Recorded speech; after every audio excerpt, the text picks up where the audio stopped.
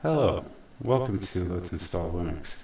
In today's video, we're going to take a look at my install of Debian with KDE Plasma. KDE Plasma is a desktop environment that beautifies Debian and makes it functional. Let's take a look at the Start menu. Here you will find all your applications. There are many categories for simple access, or you can just type the name of the application and it will sort it out. Let's search for Office. And as you can see, it brings up LibreOffice and some other related applications that might be pertinent to whatever you're searching for. Start menu is very nice, very functional. I would say better than Windows. Next, let's take a look at System Settings. Here in System Settings, you can tweak your system to feel, look, and however you want to make it work. There are many settings in here, and like the Start menu, you can search for whatever you want to select. From the many categories, it'll just bring it right up, like the About page. And about the system. And there it is right there.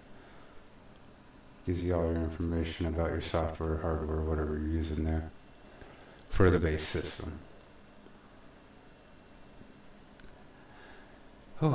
Next, let's take a look at the System Monitor. So System Monitor, here you will find tons of information about the system usage and what's going on with everything and whatnot. As you can see, you get the frequencies of your GPU, of your CPU, the temperatures of your GPU and CPU, how much power you're using, and how much memory you're using. Just a lot of great information.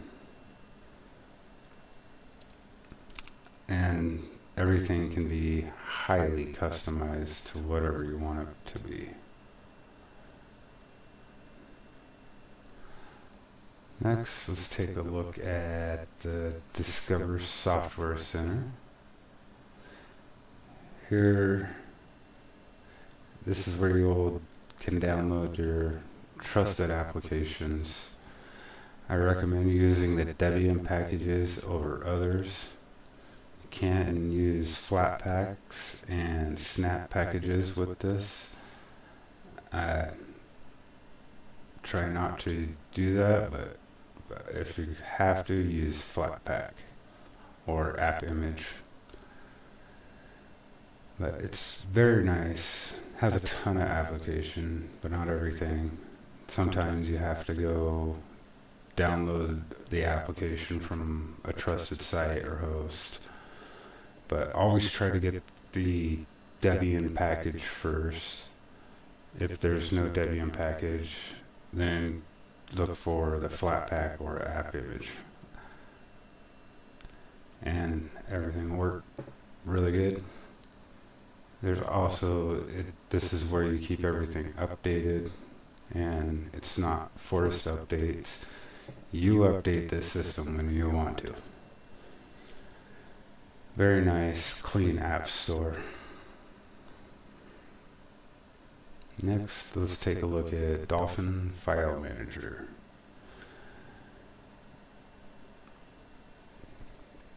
It's a very nice file manager that makes it easy to find things and very highly customizable. Lots of places you can go. Keeps everything organized, as you can see, very nice, very clean, very customizable file manager.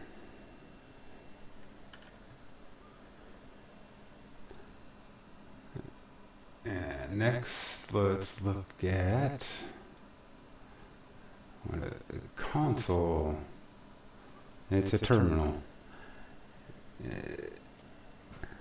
Terminal for doing anything and everything to the system if you know how to use this. It's a very, very powerful application. Only use this if you know what you're doing. And next we have Steam. Let's take a look at Steam. Steam is great for games and installing Windows apps, such as XEMU, which is a Xbox emulator. Works wonders, plays very well. And things like Rockstar's Game Launcher, easy to install and gives you access to all your Rockstar games instead of repurchasing them on Steam. Great way to do things. Steam is awesome. And next we have VLC Media Player. This is just a great video player for all of your local media that you need to play, such as videos, music, streams if you want. You can do video capturings and stuff like that with this. It's just a great overall media player that plays just about everything. Next we have Jellyfin. And Jellyfin, again, Jellyfin Media Player is just a way to beautify your media and make it look pretty, as you can see. Makes it nice and easily accessible, keeps track of what you're watching and stuff like that, instead of having to remember that I need to go to season 5, episode 18. You know, it's right there, bam, play. Yeah, great application.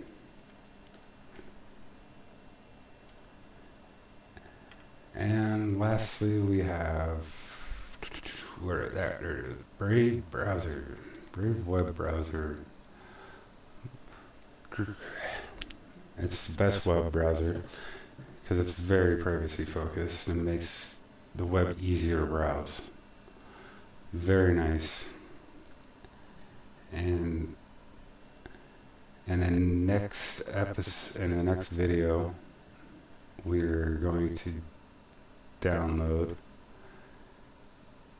and install this. Oh wait, I already got it, so don't need to download it, but we'll download this and I will show you how to put it on a USB drive and install it onto this system.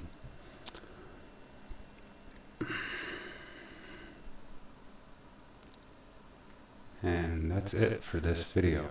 Thank you for watching it, and thank you for making it to the end. Have a wonderful day. Don't forget to like, share, and subscribe.